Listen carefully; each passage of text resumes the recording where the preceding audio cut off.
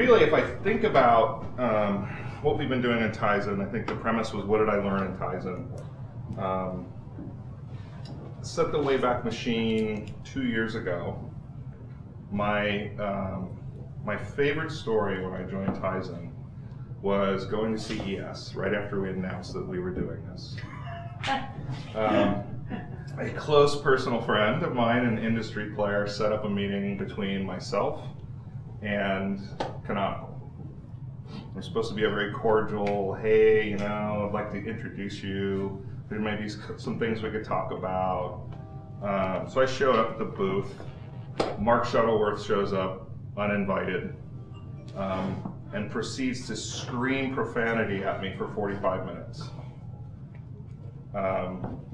And it was eye-opening because I just kind of let him go.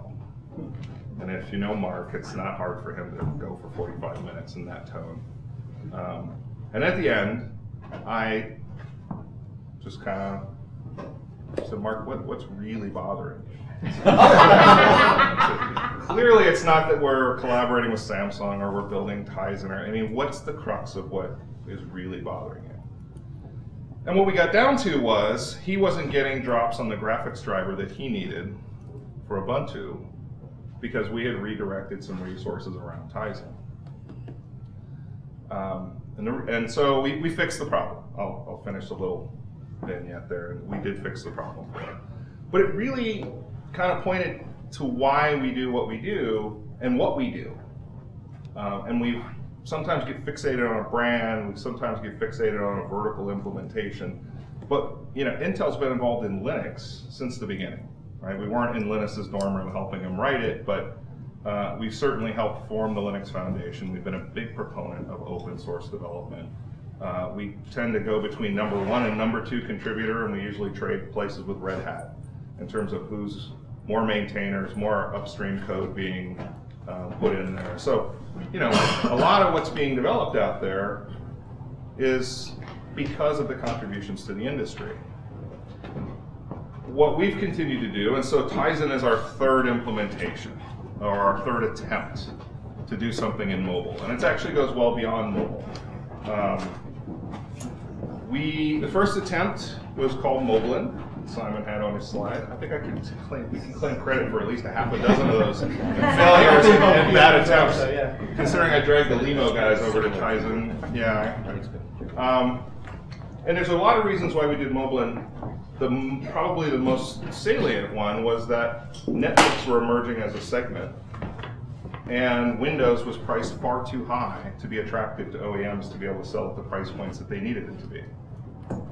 And so in response, we started to develop a Linux operating system that OEMs could put on those devices and sell into a lower price point. And as such, we've brought a lot of consumers down to that price point. I think we preceded tablets. A lot of people got used to buying computing devices in that category with somewhat limited expectations, but the good enough factor started to kick in. Along that way, people got interested in what we were doing, so we took on a new partner, Nokia, who wanted to collaborate with us and build devices. And up until the platform caught on fire, you know, it was actually progressing quite well. For those who don't get the reference, the Stephen Elop email, you know. So, and that was a week before Mobile World Congress. Can you elaborate on that just for a second? Yeah, so we had a partnership with Nokia. We agreed to call Moblin Migo and combine some things that they were doing, some of the things that we were doing, and come up with a unified approach to largely mobile platforms, but we, as Intel, we think broader. So we always had this multi-segment kind of focus because we like to sell parts in a lot of different places.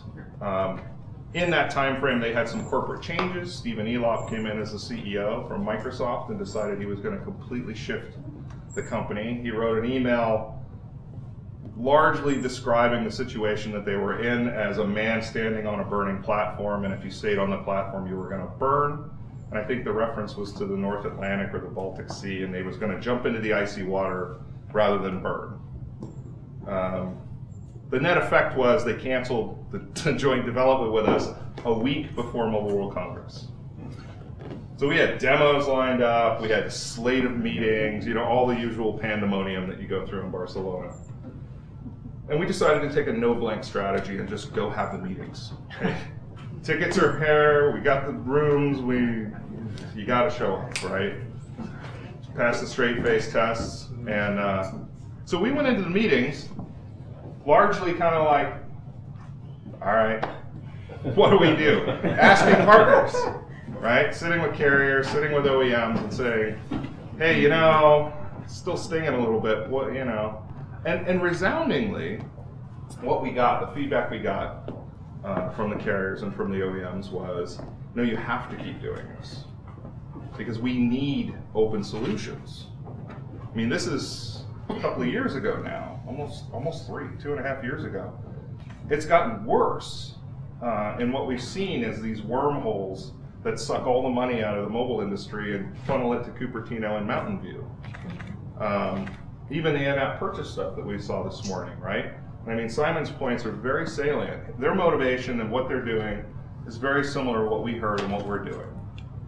So, give it another 6 months and it'll probably be called Tizen and, we'll merge together. But there's really there's a core motivation to continue the contribution to the openness and the innovation, right? Alec talked about the HTML5. That's extremely important to us, not just for Tizen, but for the industry in general. It's a vehicle for us to deliver an implementation that people can use. The way we talk about Tizen, and I love this, I give Samsung a lot of credit for this because they've been very, very clear how we approach this. Tizen is actually, for us, described 2 different ways. There's the Tizen project and Tizen products. And the project is what we contribute to the open source. So what goes on Tizen.org, I would largely characterize as probably an 85% solution. You could argue up and down either way. But not a full product. If you go download what's on Tizen.org, that's not really product ready. It's missing features, some of it are samples. The products are what customers build. It's what Samsung has a device in production that they've talked about that's slated to be out later this year. Other people are working on devices. And in fact, as we look at Tizen, it's now spanned multiple industries so that if you go to the Linux Foundation and look at automotive grade Linux, what you'll see is an effort being driven by Toyota and Jaguar Land Rover built on the Tizen architecture for in-car computing, IVI, automotive, whatever you want to call it. And I spent a couple of hours with Jaguar this week. They actually believe that through the openness, through HTML5, through all these things that we've been doing, they're going to take the design cycle for automotive from 36 to 48 months down to 15, from prototype to actual production shipments. That's a huge step for them. In an industry that always, to integrate technology that's literally 4 to 5 years old is not very compelling. And the implementations haven't been very good, and their ecosystems have become extremely rigid. So we looked at, the innovation that we continue to do, and there was one other thing that we sat down 2 years ago and decided, and that was you've got to do some backward-looking sourcing to get off the ground. I can tell you've been darted with those questions quite a bit, Simon. I think you definitely addressed it. And frankly, I love a lot of the stuff that Mozilla is doing in the Firefox OS. BlackBerry took a lot of hits on certain apps not being there on day one. And in fact, Alec, I use you guys as a testament that to show up with 70,000 apps and have the media kick your ass as not good enough just shows that it doesn't really matter what you do. You're going to get your ass handed to you. No. As developers, to launch a new platform, you're going to get your ass handed to you no matter what. There's absolutely no way you could have 1 million apps on day one, and anything less than what the other 2 guys have is deemed to be inadequate. We took an approach and said, look, we've got to go get some things for a couple of reasons. You've got to get developers on the platform. You've got to get some of those marquee apps to make it interesting. But rather than continually looking backward at what last week or last summer or last year's top apps are, build an ecosystem that has a forward-looking outreach. And that's largely where we've been doing. Abe's going to talk a little later about what Sencha's doing. such has been absolutely critical to us. That's how Trevor and I got to meet, is how do we look forward to developers? If I was building a target list last year, Candy Crush would not be on my target list because they weren't a top app in Google Play or the iOS store, so they would never have shown up. And if you don't integrate into the tools so that when developers are making a decision about what platforms they want to work on, you've got to be there in the way that they work so that you get those next ones. Or you're always trying to go coerce them to come to your platform when they're all heady and high on being on the top of the list, and it's not cheap, as we all know. So just kind of wrap this, and then I think we can get to the panel, is, really the premise for Tizen for us is really about the innovation. It's about driving the open source, it's about driving the open standards, it's about driving people's ability to innovate, because we've found after 30 years that a broad ecosystem that's rapidly iterating and innovating is better for everybody. It's what fuels growth, it's what hits segments that have never had technology, it's how we all benefit, it's how we all make our living. So